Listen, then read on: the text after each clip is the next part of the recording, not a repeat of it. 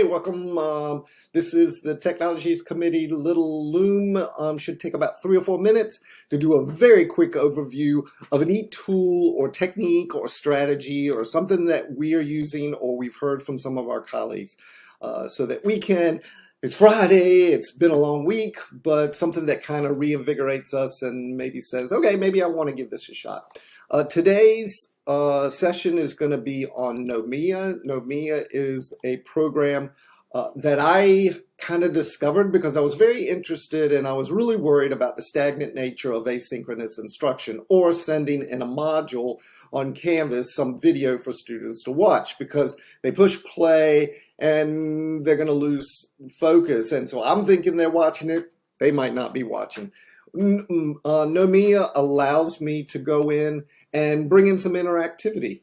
Instead of making it a very passive video, it allows me to build comprehension by building in some of that interactivity. It also is an amazing data collection tool, not only quiz grades, but it gives some of the data on their viewing habits, how much, what percent of the videos that they watch, where do they spend time on, is it aligned with the questions, and it kind of collects all that data for us. I don't have this in mind, but if Longwood does decide to go in, it has an LTI integration, which if that is meaningless to you, what it is that it allows whatever grades I collect in Nomia, if I have LTI integration, I can hit a button and it automatically posts it to where I want it to in Canvas in the right course. And so instead of hand entering grades, it just automatically does it. It also has integration with Zoom. Don't know a lot about it. Seems kind of interesting, the integration with Zoom, but I do know a lot about LTI integration, and when it works, I like it. It does a very good job. So instead of continuing talking about it, maybe I can just kind of show you some of mine. You would go to this Nomia page. You can probably Google, Nomia, and it'll take you to this page, or you can take this URL, techsmith.com, Nomia-education.html. Easiest way, Nomia. It's not cheap.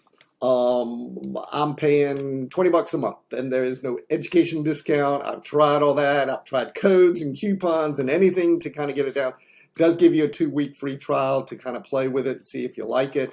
But then it goes monthly, or you can save 2 payments and pay for a year, but that's still 200 bucks. Tough times now. Lots of us don't have 200 bucks to go to a software.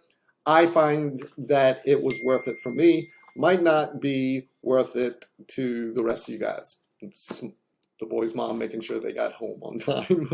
And so as we're moving forward, I think if we just kind of look at a clear example of this. So I just, my libraries, I have a lot of libraries. I'm just going to go into the intervention one, which is a subheading.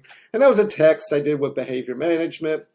Now, I created the video that I uploaded to Nomia in Loom.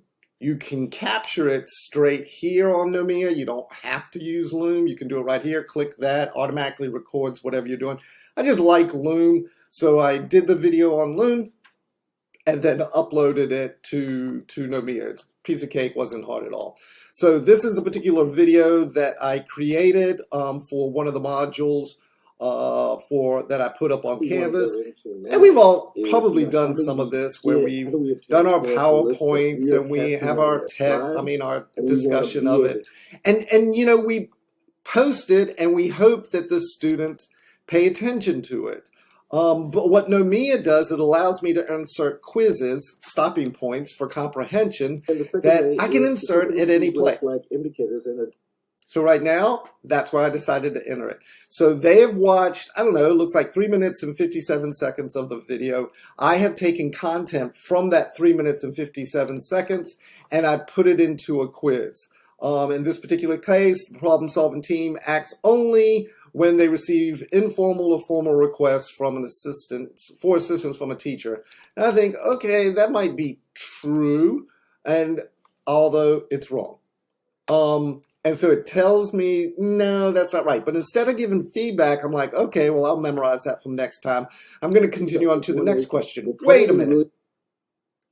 It didn't take me to the next question. The way I had set it up, it takes me back to the point in the video where I went over that information.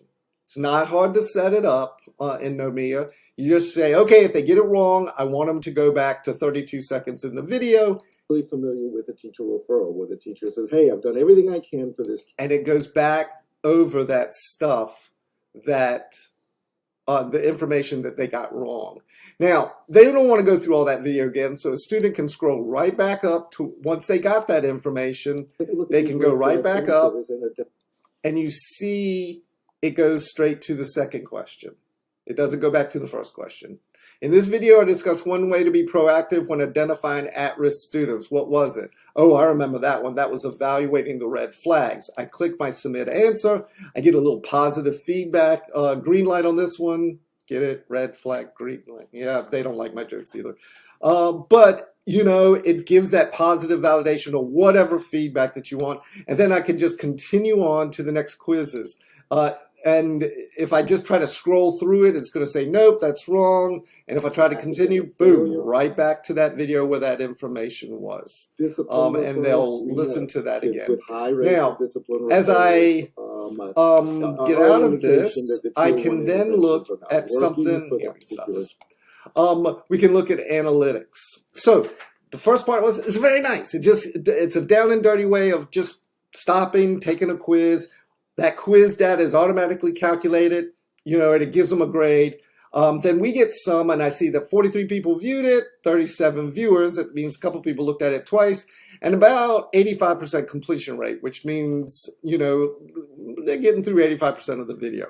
But I can look at the individual student. It looks like Abigail Shields here did 100% of the video, so that is really fantastic. But this guy named Chris Jones, LU, only watched 3.1% of the video before he cut it off and went in. So that's kind of nice, but it's not that detailed. If I go into quizzing and I view the results, then I can get an overall report of the quiz. It looks like the average score here was 81, 1.9 correct, and that helps. But what I found is kind of neat is I can show the percent of the students who watched this quiz and then the grade. So it looks like 89% watched the content associated with quiz, but only 69% got it right. Maybe that is an indicator that it's not a clear question or it's a little too hard. Well, the inverse on question 2, only about 89% of the folks watched the whole information there that's associated with that question, but 100% got it right. So maybe that's too easy of a question. But I want to take a look at individual students. Now, I saw this Abigail Shields student. She watched 99% of the content. Her score puts her in the 80th percentile. She got 10 out of 10 right. That's really good. Well, I'm interested in that Chris Jones, LU, who only watched 5% of the content. He's at the 0 percentile. He only got 1 out of 10 questions correct. And so I can go to him and say, yeah, you're doing pretty poorly because you're not watching the content. You're not interacting with it. I might want to look individually at each question. So question 1 gives the question, and then here's the answer. 31% or 11 of the students said true, and these are graduate students, where 25% of my graduate student, 25 graduate students or 69% of the entitled class so put false. So my graduate class had 36 students in it, 11 said true, and 25 said false. Now, I want to look at everybody, and I can see what everybody's individual answer for that particular question is. And I can do that for every question in that particular quiz. And in this particular thing, I have 2 quizzes because you see 2 dots. Right here is going to be the first set of quizzes right at 4:01, and then at 10:22 is going to be the second set of questions that's just on this content. Exact same format, everything's there. Lots of things that we can talk about that we didn't. We can put in conversations and start it up. I can add a conversation and they can start talking about certain things. I can definitely go in and edit the media. Highly encourage you to edit a copy of it so you don't lose it. But you know, if you want to trim something, you do these things. You can also make it accessible by adding a caption track to the bottom of it, or adding audio descriptions of what's going on. And then we've already seen that in our privacy. So down and dirty tool, I like it. Cons, it's pretty cost prohibitive. But if you do a lot of modules online and you're worried about the comprehension level of students and you want to get some analytical data and you'd like to do the quizzes. One thing I failed to mention is that the great thing is that if I put in 10 questions, it automatically weighs it for me. So every question, so if I only put in 8 questions, you know, all of us getting our calculator out, okay, how much is each one worth? Or adding 2 more questions so we can make everything 10. Nomia automatically calculates it with 50 million decimal points for how much each question. Automatically grades it for you except the stuff that you have to write. It's a nice little tool. I hope you found this helpful. We went over a little bit of time that I wanted, but it's a big kind of idea. It follows my framework for technology. I don't like big clunky programs that do everything for you. I like down and dirty little small things, you know, that do them very well, and Nomia is one of those. And the second thing is, if it takes me more than 20 minutes to produce a product, from just looking at it to ending, I don't want to do anything with it. I don't have time to spend hours learning a program. This satisfied both. It does fairly nicely what I wanted to do, add some interactivity and collect some data. And I probably finished my first video in about 10-15 minutes. Now I can probably pop them out, you know, in 5 minutes, 10 minutes, depending on how long my quizzes or how many quizzes I want to do. All right, well, I hope this was helpful, and look for our colleagues that are going to give you more tips and tricks and strategies. Take care.